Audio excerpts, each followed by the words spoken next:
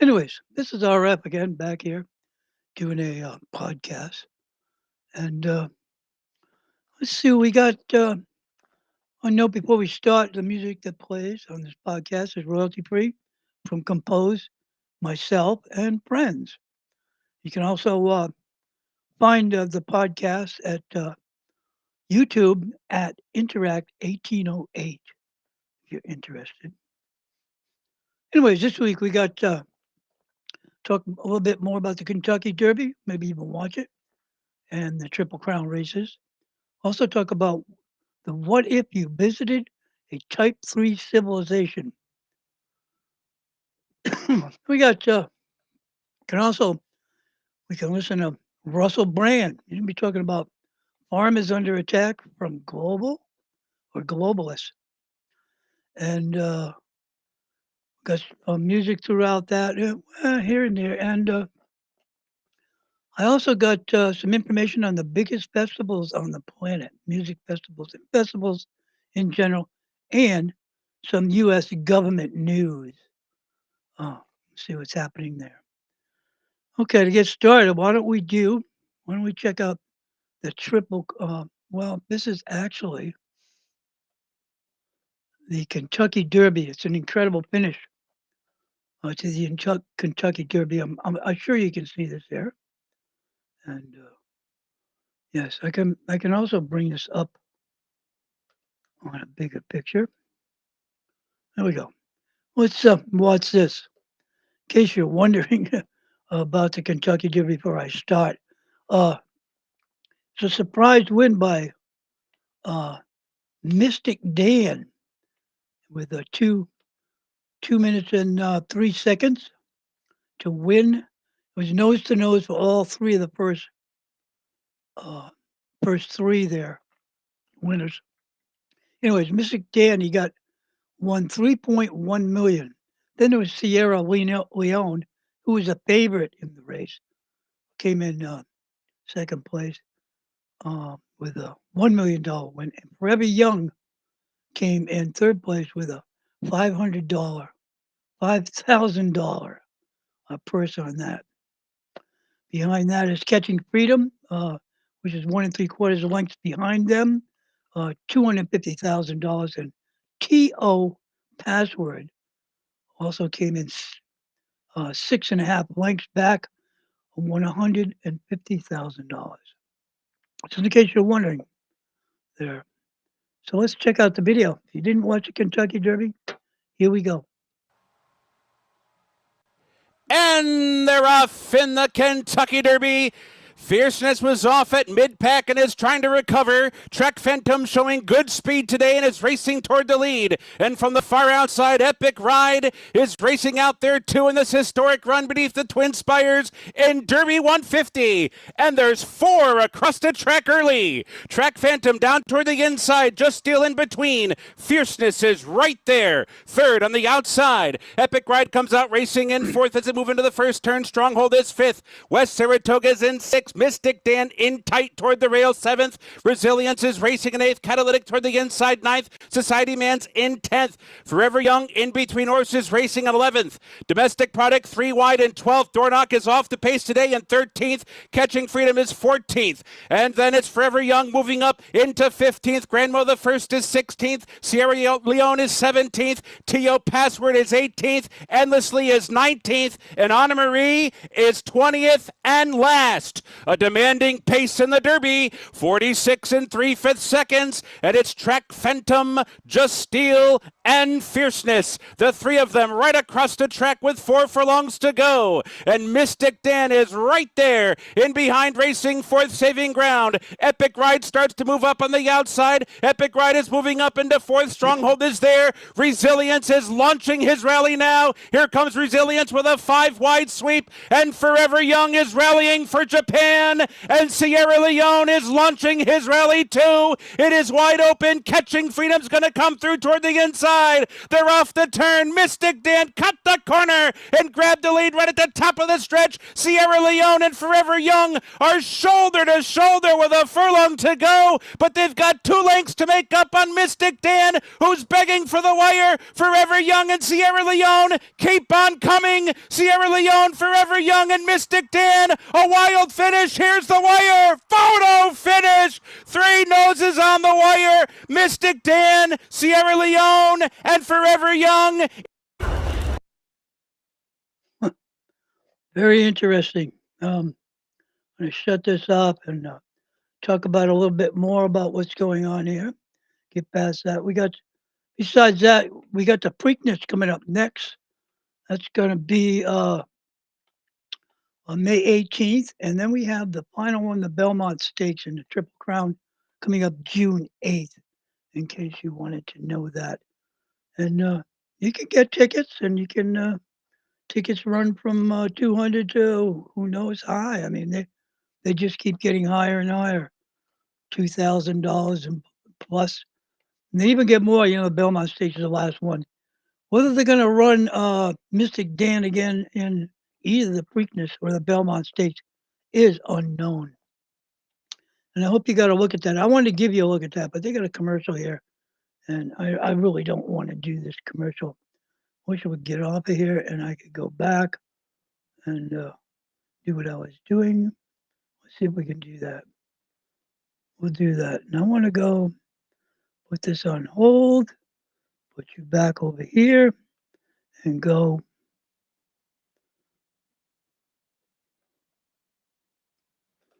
about here.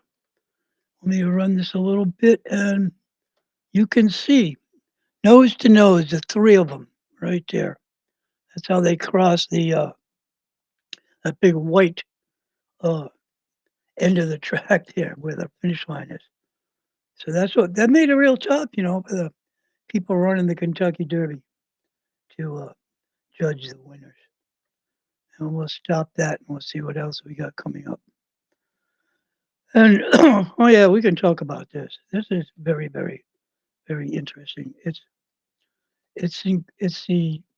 called a Type 3 civilization. I've never seen anything like this, but it's quite incredible to watch stuff like this. We'll get by the commercial and see if we can bring this up.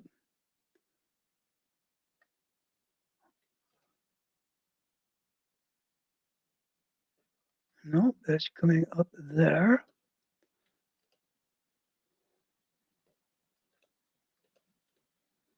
Come on, let's bring this up. I got it on YouTube, and I really want to bring this up.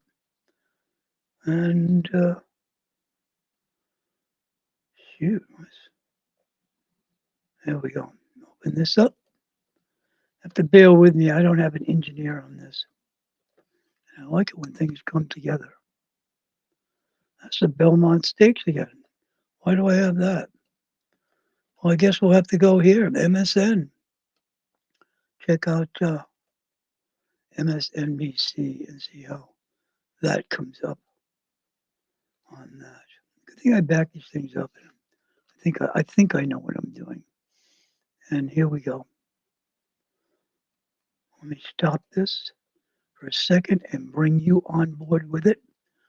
This is what they call a Type 3 civilization, which is something I have never heard of.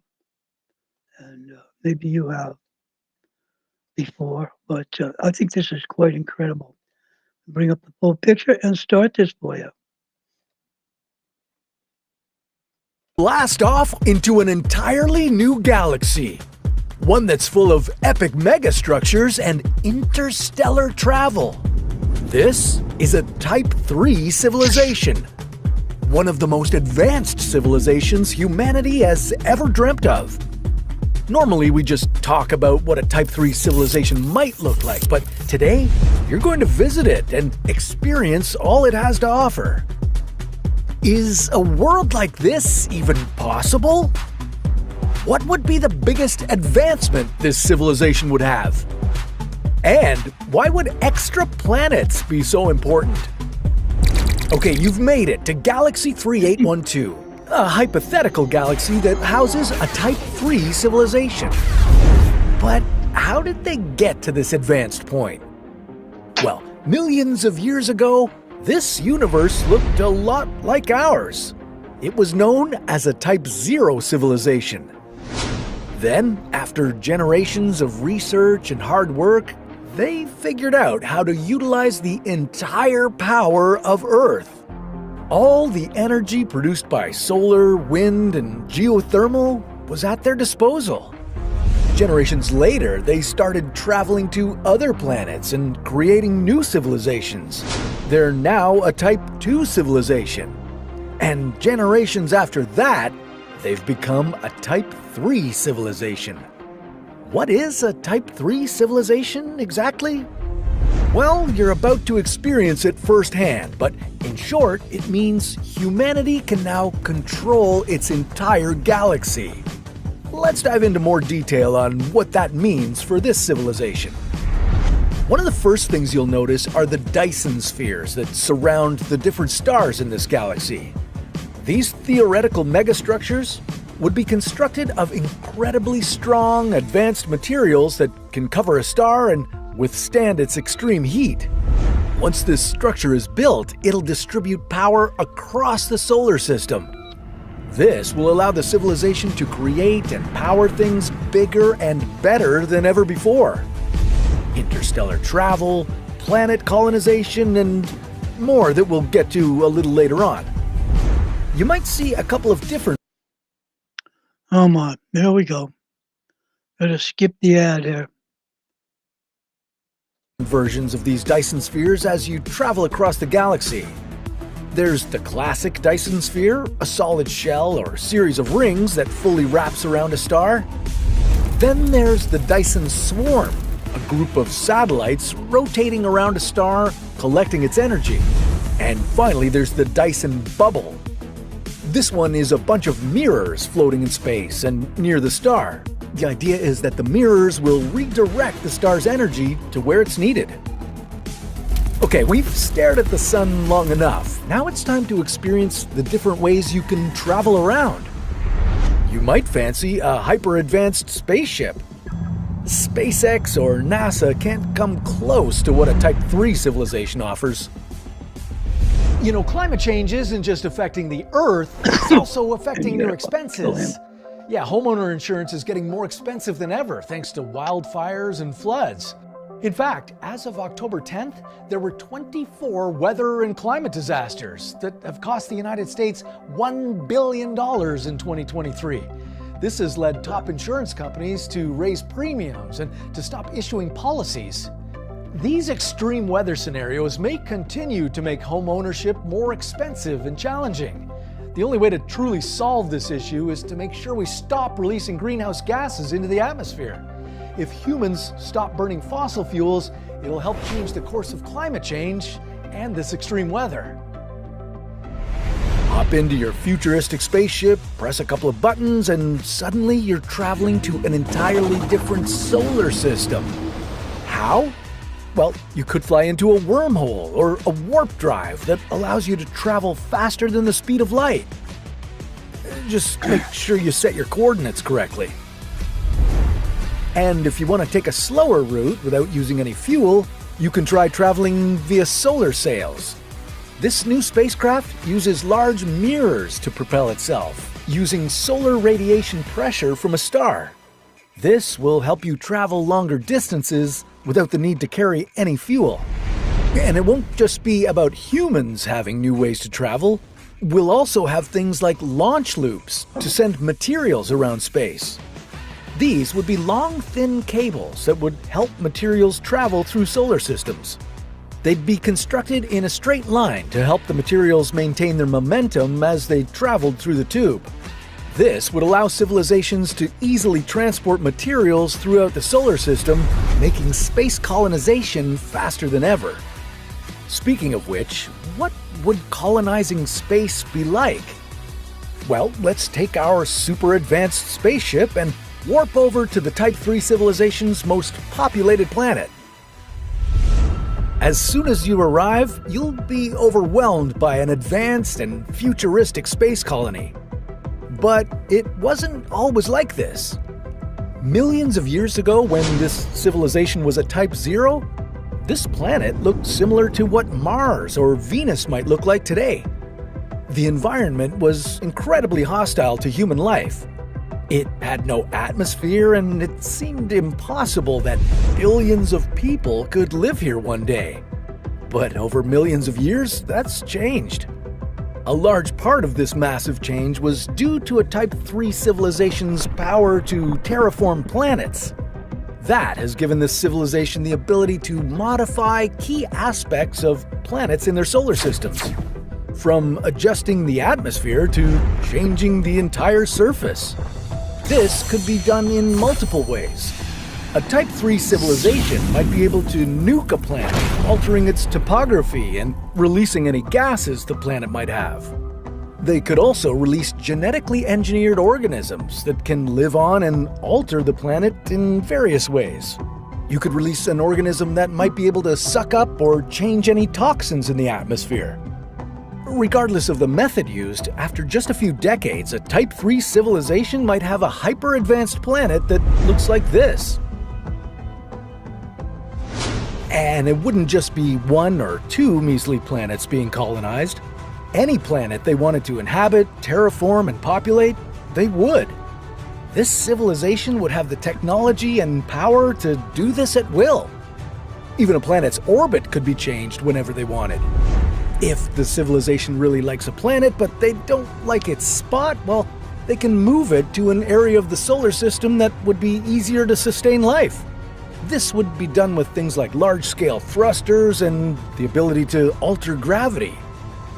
But planets wouldn't be the only places humans would live in a Type 3 civilization.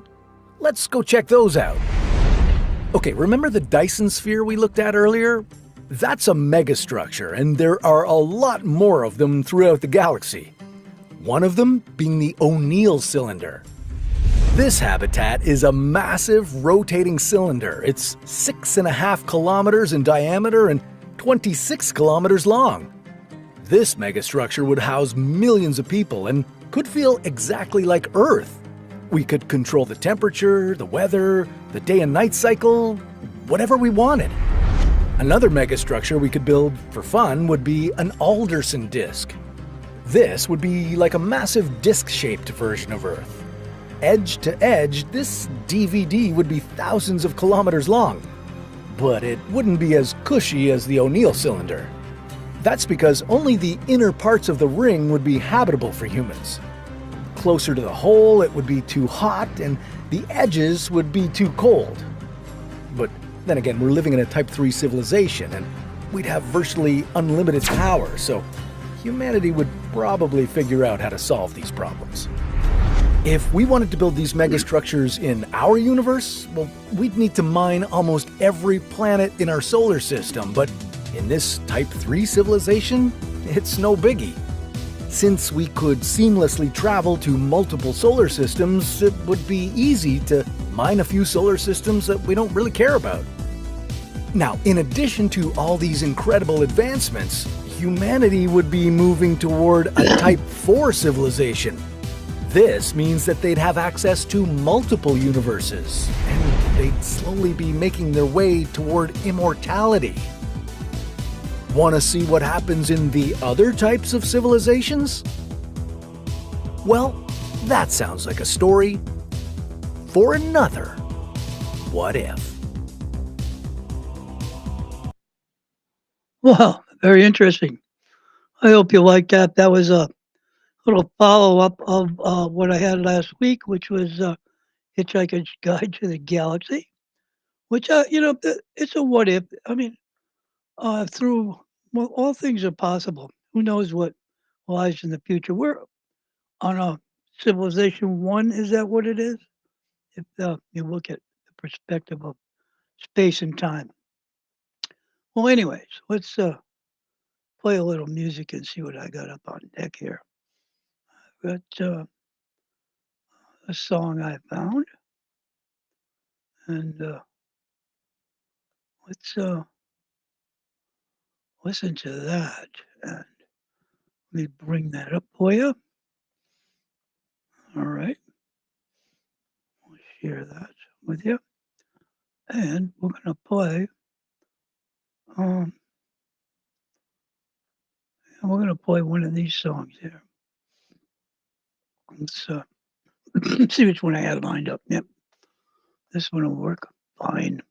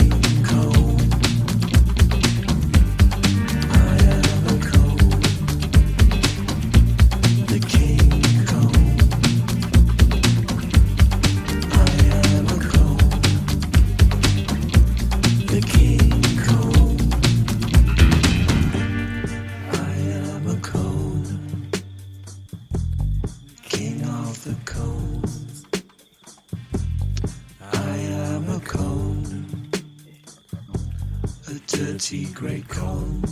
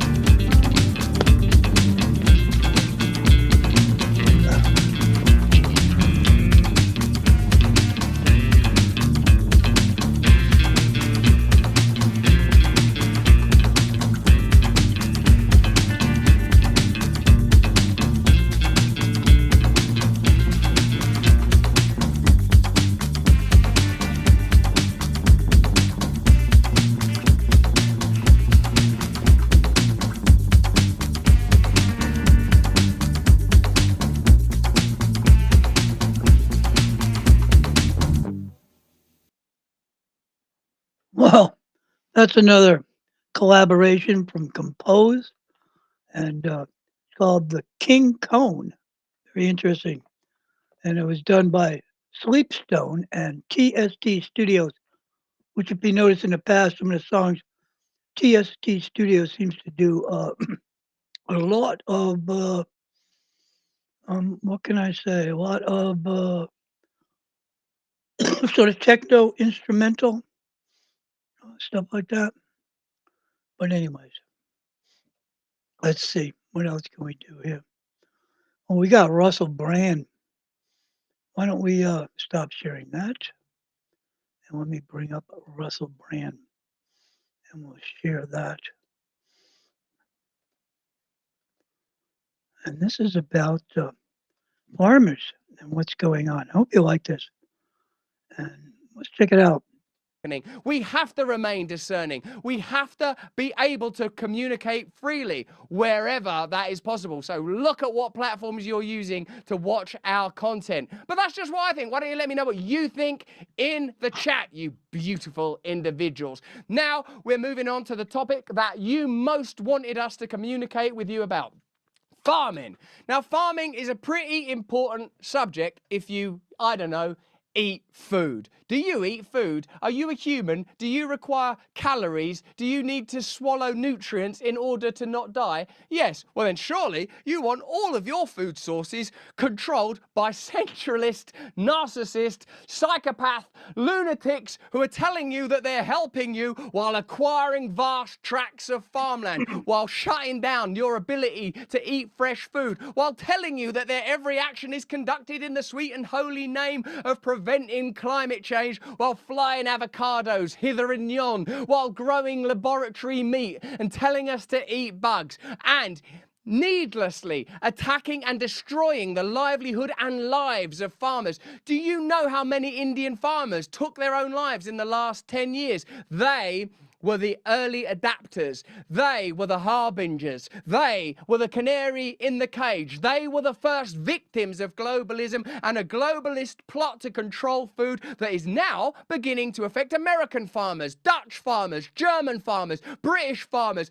farmers everywhere. Do you not ever get curious? Why are farmers all over the world pissed off and blocking roads and setting stuff on fire? Why could that be? Well, it's obvious, isn't it? They've all gone right-wing. They've all gone right-wing from all of their right-wing activity. You know, I've been running this farm for a while. My father, he pulled me up on farming, using mostly the fascism of Mussolini. We sprinkle a little bit of Mussolini over the crops, and then we're over there, and it's a little bit of Goebbels over there onto the maize. It makes it grow up beautifully. So what the hell is going on in farming? In our country, Jeremy Clarkson, who's a very important, significant media figure, has a show called Clarkson's Farm. But even this mainstream product proliferated by Amazon, the brand that perhaps above all others represents globalist consumerism, even his show, which is made by Amazon, has become a kind of anti-globalist commodity because he's talking about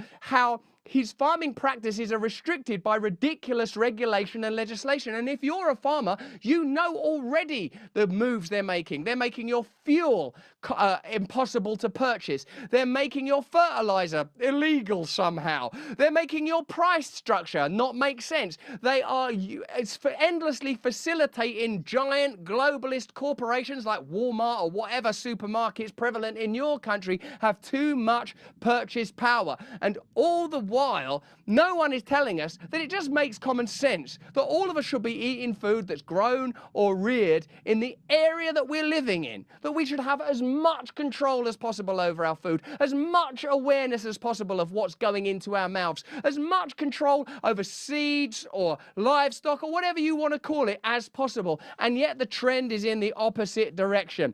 Let's get into it. As usual, one man stands as a colossus across the world. It's the universe's favorite nerd. It's the real-life Dr. Evil himself. It's the living paperclip. It's Bill Gates, and he's buying your farm. Bill Gates has been snatching up 242,000 acres of farmland across the U.S., enough to make him the top private farmland owner in America. According to the Land Report, the tech billionaire has been purchasing agricultural land for years, building a massive portfolio of farmland in 18 states. His largest holdings are more than 69,000 acres in Louisiana, almost 48,000 acres in Arkansas, and about 20,500 acres in Nebraska. Additionally, he has a stake in 25,750 acres of traditional land in Phoenix, Arizona, which is being developed as a new suburb. It's not clear how Gates's farmland is being used or Why don't you just trust Bill? What have you got against Bill? He's trying to help you. He's tried to help you through the pandemic. He's trying to help you now. He's trying to help the people of various African nations. He's trying to help the people of India. He's just trying his best to help you. Why don't you want Bill Gates' help? I'm sure he's got a perfectly legitimate reason for acquiring all of this food and farmland. And I'm sure it has nothing to do with the centralization of resources to facilitate, in an instant, starvation where populations that become non-compliant. Because occasionally, don't you get a glimpse of a second kingdom, the real kingdom? The fact that, like the lilies of the field or the birds, you could become free, that you are taken care of, that if you are able to peel away the layers of corruption and control, you might be able to participate in entirely different systems, and then quick enough, the record scratches and their authority is reimposed. I wonder if there's any connection between this acquisition of farmland, measures that seem designed to control and shut down farmers, and bioengineered food appearing in our supermarkets without so much as a murmur. They say Aldi Fresh, but their salads contain bioengineered food ingredients. Their bagels contain bioengineered food ingredients. Not so fresh.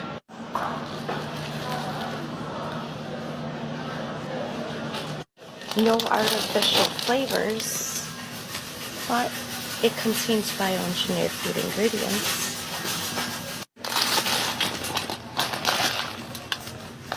Once they start sticking the insects down our throats, we'll be very grateful for the glory days of simple bioengineered natural treats. Oh, I remember when we didn't have to crunch our way for a big fistful of locusts as a lunchtime snack.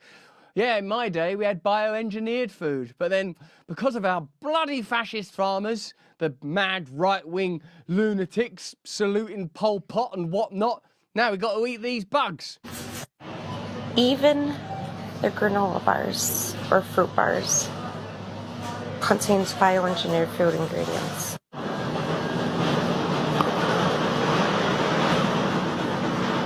Going on with our farms and our farmers? What is being imposed, and how come a figure like Jeremy Clarkson, who's a very popular and successful broadcaster in our country, is pointing out that there are nonsense laws across the UK? We already know that everywhere, whether it's as a result of EU or UN edicts or various other legislative or bureaucratic bodies across India, Sri Lanka, elsewhere, who knows where these ideas are coming from, but I figure there's something to do with these crazy acreage acquiring lunatics that are always trying to help us. Why is it that the fuel for farmers is becoming expensive?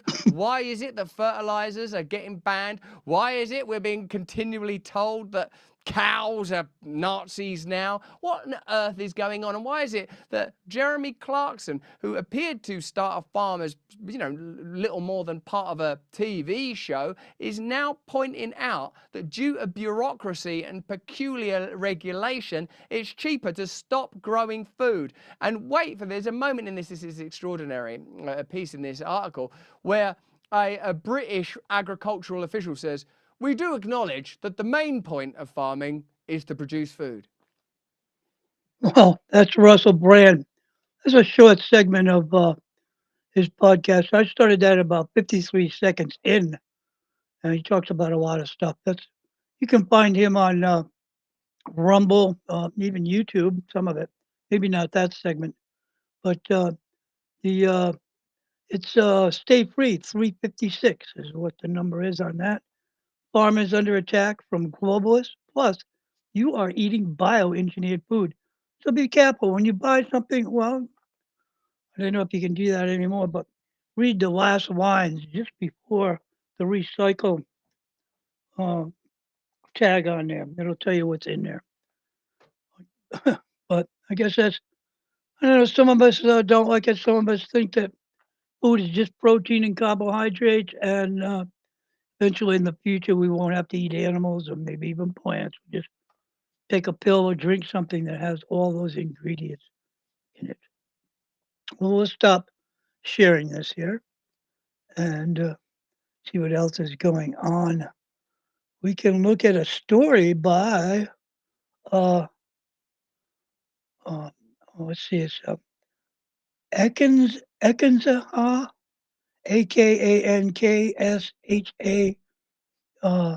Sinha, I guess is the way that goes. Let me open this up here. I'm going to shut this off and I'm going to see if I can bring this up so that you can see this here. And this is, well, it's sort of incredible, but sometimes I cover the concerts and festivals going on around this area, which I'll get back to. But how about the concerts in biggest ones around the planet? And I can share this with you now. Let's do that. Yes, there you go. You get to see that. It says the biggest festivals on the planet is what it says there. Yes. And there's the person who wrote the article whose name I cannot pronounce. So, anyways, let's see. Let's get to the first one. It's number 45. So we have 45 of these. I don't know if I'll get to them all. Called the Green Man Festival in the United Kingdom. Very beautiful out there. There's 25,000 attendees. Um, it's in England.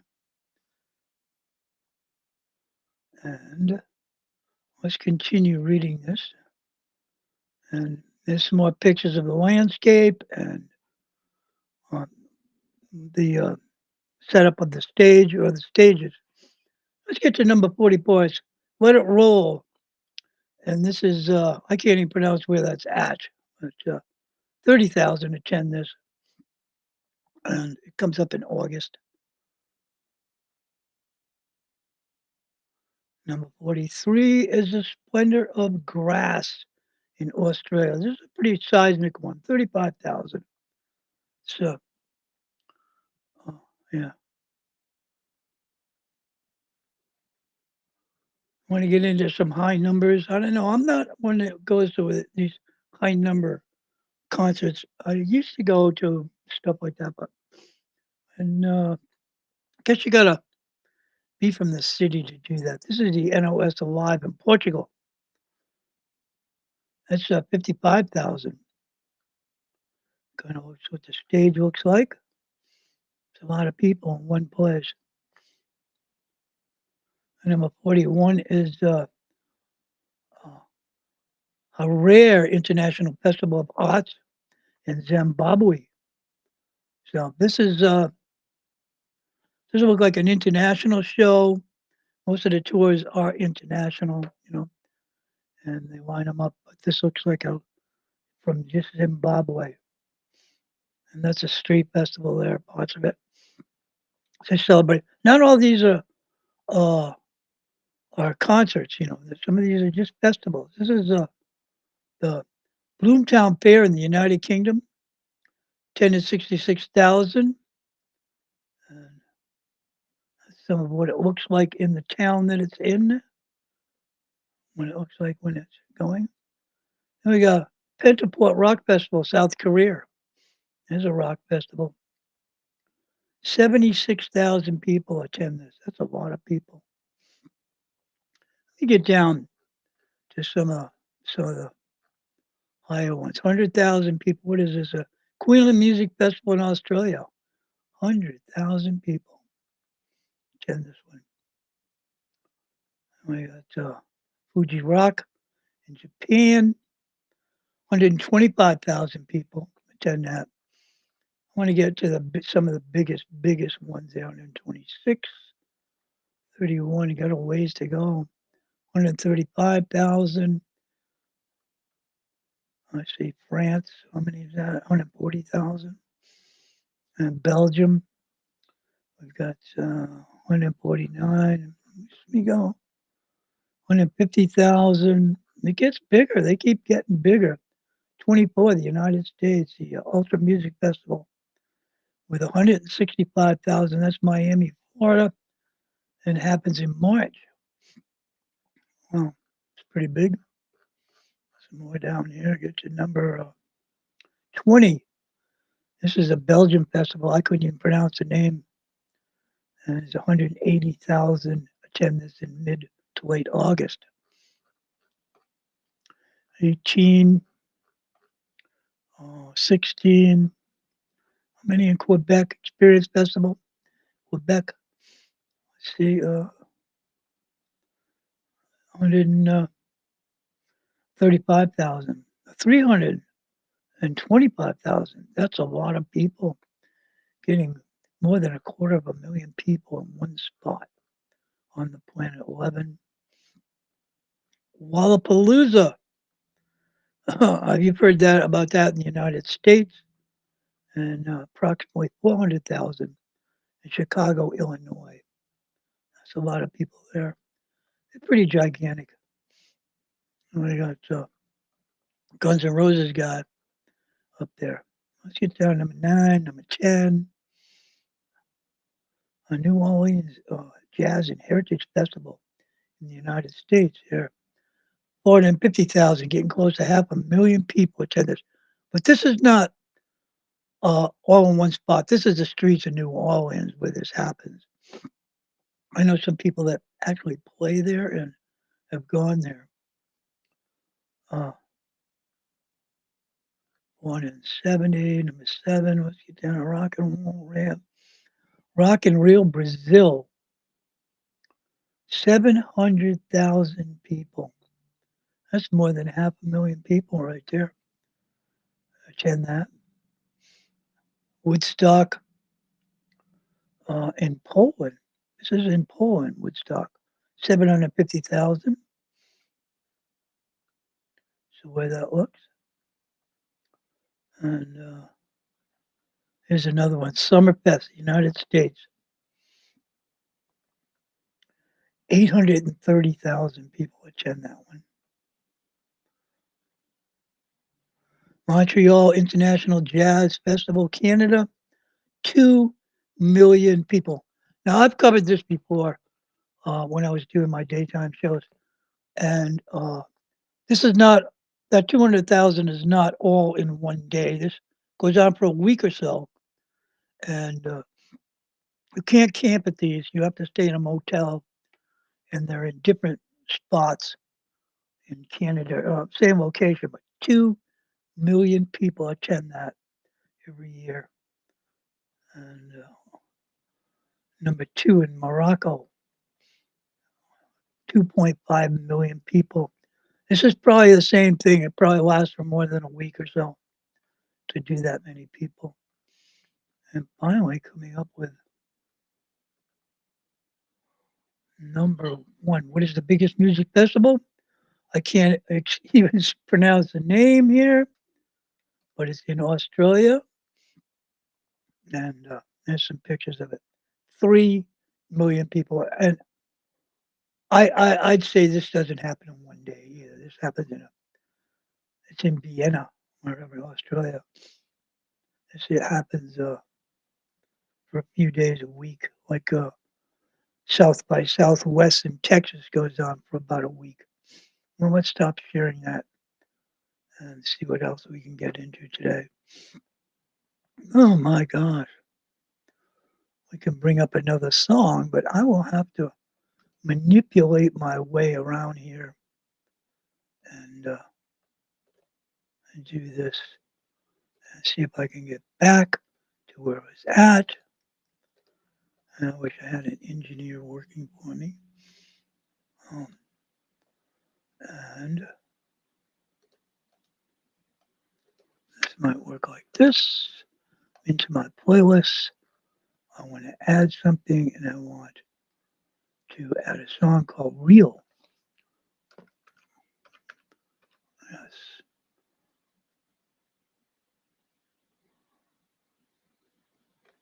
Let's see. It won't come up. Huh. Well, I'll tell you what I can do. I can spin a song that I've done before, and let's see how that comes up. It's called At the Gate.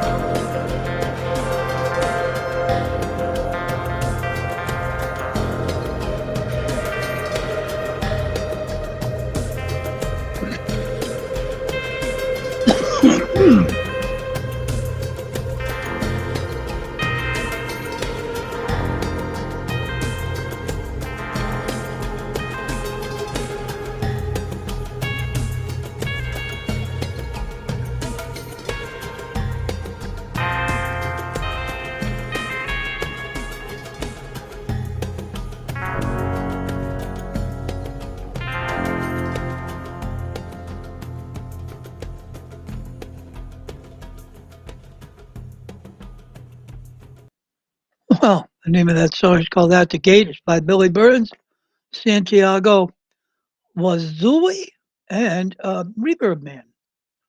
And that comes from Compose and its collaboration. Well, I guess it's a time where I can get to some news here. Well, U.S. government news from the White House. This week's about Bernie Sanders to run for re-election, seeking a fourth Senate term. It's by Kayla View, and comes from, it's the reporting from Washington. It's Bernie Sanders, leading Representative Boyce at Capitol Hill, announced on Monday that he would seek a fourth term in the Senate this fall, calling November's election a fight for democracy and equality.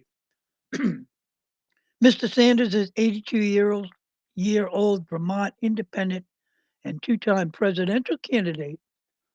Caucuses with Democrats in the Senate. He is the longest-serving independent in Congress, having previously served in the House for 16 years. If reelected, he would be 89 years old at the end of his term. He says it's the most important national election of our lifetime. Mr. Sanders said in a statement that also cited battles over other hot button issues, including economics, equality, reproductive rights, and climate change. We must fight to make sure that we remain a democracy, not an not authoritarian society. Authoritarian. That's interesting. The stakes are enormous, he added. This is an election we must not lose. And Sanders said he was proud of his role in expanding veterans' access to health care, erasing student debt, lowering prescription drug prices, fighting climate change, and voting to protect abortion rights. But he said in a video statement, much more needs to be done if we are to become a state and a nation that our people deserve. And that's this week's news that I bring. I'm going to be, I guess, signing off here in a little bit here. Let's listen to a song that I wrote with Jerry D. Yeah, I helped him write this song, and this is like a take one of the song. And I did the animation, vocals by Jerry D, music by Jerry D, lyrics by Jerry D and RF, and animation by RF. So here we go. I hope you like this.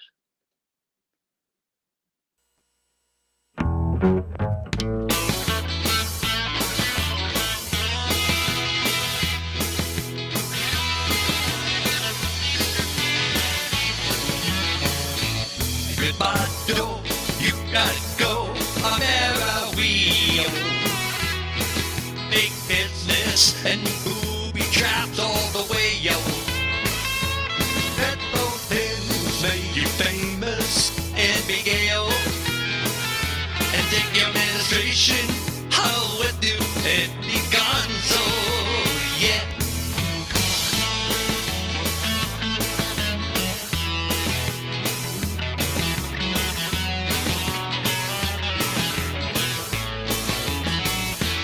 Italy, no White House show. The place is buzzing. In folks come to see who's ousted. I had a cousin. Dressed in style, oh hog wild, see so fly, yo. Son of a gun, we'll have big fun on that day, yo. Yeah, Rumble, American pie, don't be Dumbo.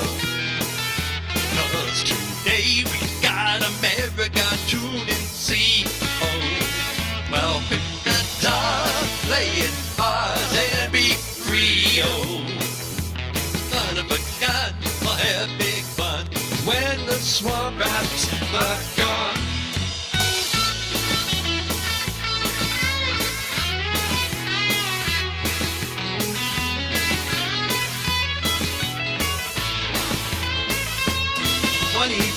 Is right, swap out Joe, take the high road.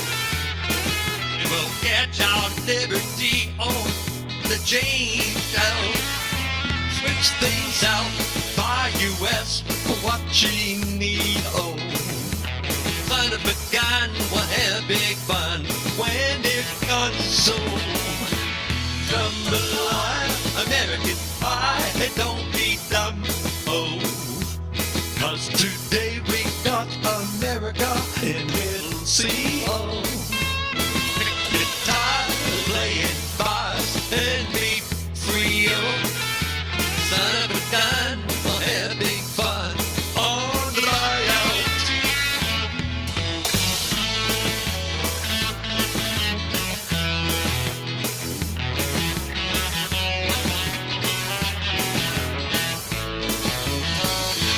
Status quo, sorry, gotta go, not your rodeo. The country needs a man who can lead. Oh, find your friends and your mob who got caught. Oh, feel the pins, the White House towels on your way out, you fool.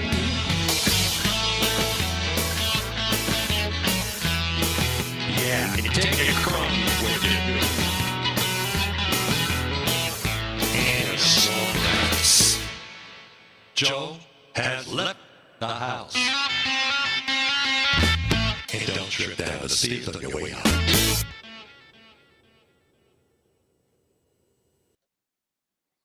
Well, I hope you like that song. That was something I did with Jerry D a year or so ago. It's been up there. He says he gets a lot of hits from wherever he has it up there. That was a stream that I have on YouTube, Interact 1808, and you can go there. There's some other music that we have up there. Also, if you're looking for an indigenous, well, a great show on any day. This I put these up there for a week each week. Show is called Indigenous Nation, and you can find it by going to mixcloud.com/DJ DEEJAYRF. Now DEEJAY is uh, small letters and RF is capital letters, and it's all one word. So check that out. Well, I'll probably think up something else to come up with next. And if I do, I will do another podcast. So until then, God bless y'all and have a great future.